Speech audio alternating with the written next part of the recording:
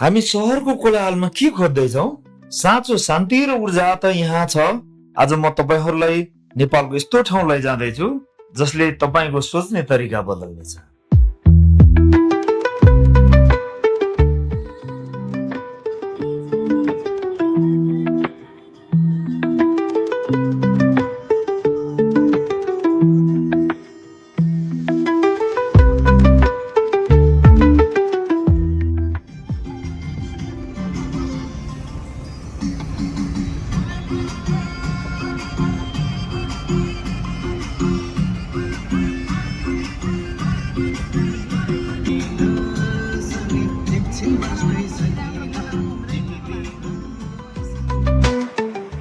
जीवनमा डरलाई जित्नु नै सबैभन्दा ठुलो मोटिभेसन हो। यो पुलमा हिँड्दा मुटुको धड्कन त बढ्छ, तर अगाडि बढ्ने साहस पनि यही मिल्छ।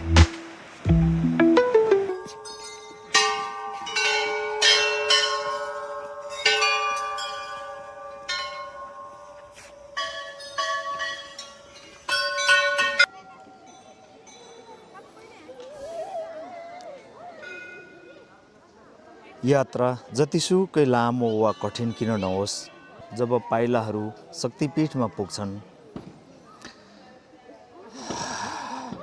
तब मनको सारा थकान मेटिन्छ। अहिले हामी बागलुङ बजार नजिकै रहेको ऐतिहासिक र प्रख्यात बागलुङमा कालिका भगवतीको आँगनमा छौँ।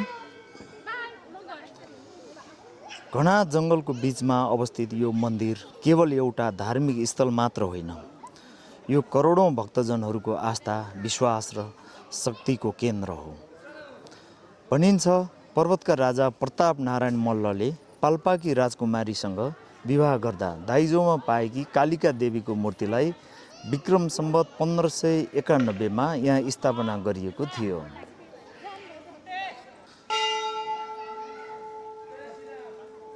मन्दिरभित्र पस्दै गर्दा बज्ने घन्टीको आवाज र धूपको सुगन्धले मनमा एउटा गजबको सकारात्मक ऊर्जा भर्छ।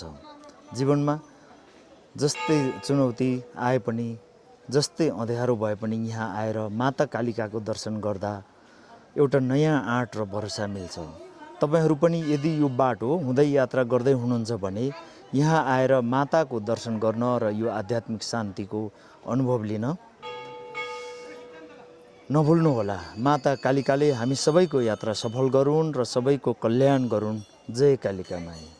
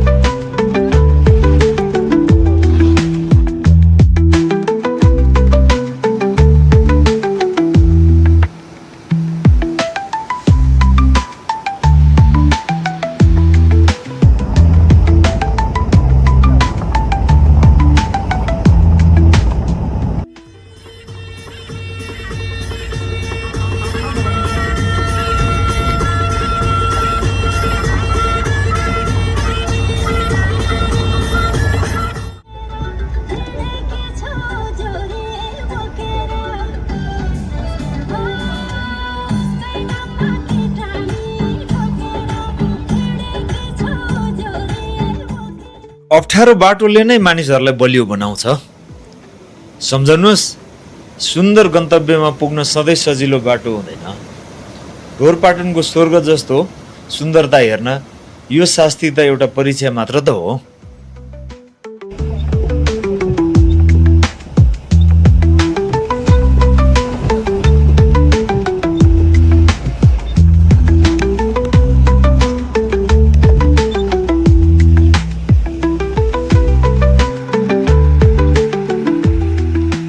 बाटो त निकै गाह्रो भयो, तर यहाँ पुगेपछि लाग्यो यो दुःख त केही पनि होइन।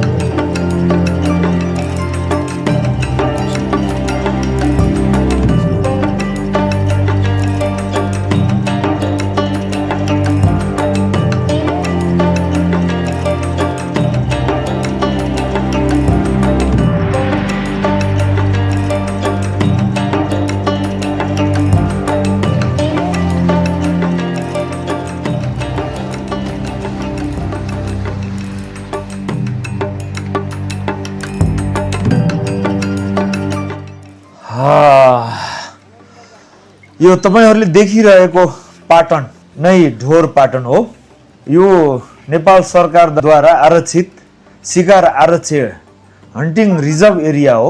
यो चाहिँ बागलुङ जिल्ला, म्याग्दी र पूर्वी रुकुम जिल्लामा फैलिएको छ। यो समुद्र सतहबाट करिब 2850 मिटरको उचाइमा रहेको छ। यहाँ ब्लुसिप, नाउर र हिमाली वन्यजन्तुहरूको घर हो भन्न सकिन्छ यो ठाउँलाई।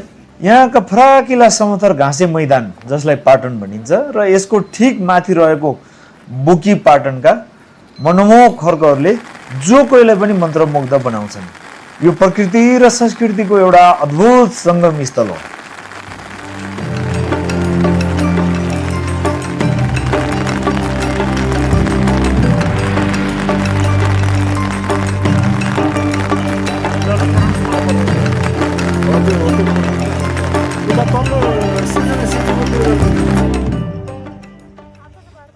के ल्याउनु भएको यो अमिलो जङ्गलमा पाइन्छ हो? ए ल, बेच्ने हो यो अब?